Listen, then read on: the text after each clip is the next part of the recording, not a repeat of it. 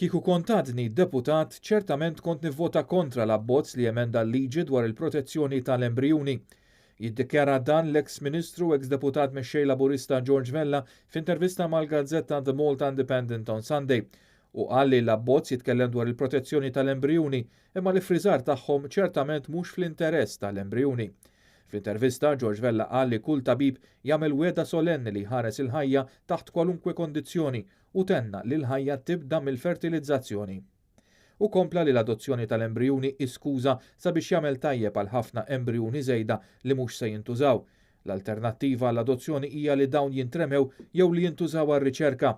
George Vella sostna li hu kontra l-ifriżar tal-embrijuni għaliex l-embrijuni li ma jintużawx mill-ġenituri isiru proprjetà tal-istat fejn l-istat jiddeċiedi xi jsir minnhom u lil min jagħtihom. L-embrijun jispiċċa oġġett għall-ex Ministru Laburista. Dwar is-surrogacy, George Vella qal li l-gvern qed jidħol f'territorju diffiċli fejn irid idaħħal prattika li mhijiex permessa fl-Ewropa kollha ħlief fir-Renju Unit.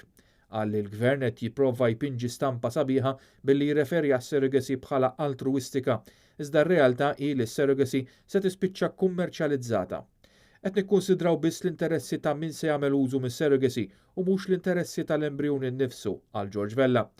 Fl-aħħar nett George Vella qal li jekk persuni single se jkunu jistgħu jsiru ġenituri permezz ta' donazzjoni ta' gameti jew ta' embrijuni, dan se joħloq aktar problemi soċjali u sostna li dejjem hu fl-aħjar interess ta' tfal li jitrabbew minn żewġ ġenituri kemm jekk ikunu koppja eterosesswali jew koppja tal-istess sess.